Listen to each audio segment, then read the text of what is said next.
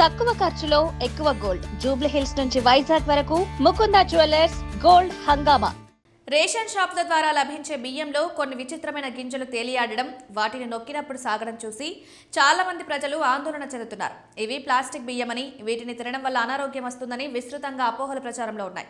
అయితే ఈ భయాందోళనలు పూర్తిగా నిరాధారమైనవి.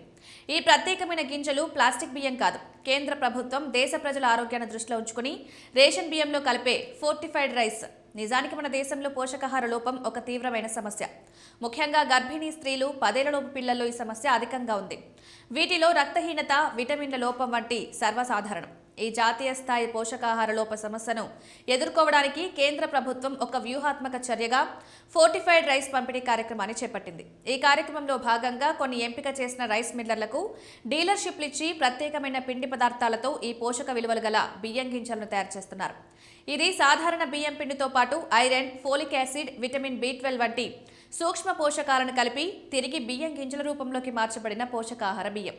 ఇవి సాధారణ బియ్యంతో కలిసి పంపిణీ చేస్తారు. నీటిలో నానబెట్టినప్పుడు లేదా కడిగినప్పుడు కొన్ని గింజలు తేలియాడడానికి కారణం వాటి సాంద్రతలో స్వల్ప వ్యత్యాసం ఉండడమే తప్ప అవి ప్లాస్టిక్ కావు. ఈ ఫోర్టిఫైడ్ రైస్ తినడం వల్ల అనేక ఆరోగ్య ప్రయోజనాలు ఉన్నాయి. పిల్లలు శారీరకంగా, మానసికంగా పటిష్టంగా ఎదగడానికి ఇది తోడ్పడుతుంది. గర్భిణీ స్త్రీలు, యువతులలో రక్తహీనత సమస్యను సమర్థవంతంగా తగ్గిస్తుంది. తద్వారా తల్లుల ఆరోగ్యం మెరుగుపడి ఆరోగ్యవంతమైన శిశువులు జన్మించడానికి దోహదపడుతుంది. విటమిన్ లోపాలను నివారించి రోగనిరోధక శక్తిని పెంచుతుంది.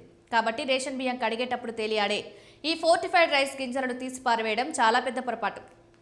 ఇది కేంద్ర ప్రభుత్వం మన దేశ పౌరుల ఆరోగ్యం పట్ల చూపిస్తున్న శ్రద్ధ, ప్రేమకు నిదర్శనం. ఈ విలువైన పోషకాలను విస్మరించకుండా జాగ్రత్తగా వండుకుని తినడం ద్వారా మనం, మన కుటుంబ సభ్యులు ఆరోగ్యంగా, శక్తివంతంగా ఉండొచ్చు.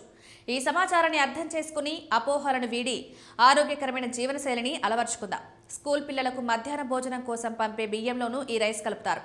అక్కడ వంట చేసేవారు వాటిని తీసి పడేయకుండా కలిపి వండితే పిల్లలకు మంచి బలం చేకూరుతుంది.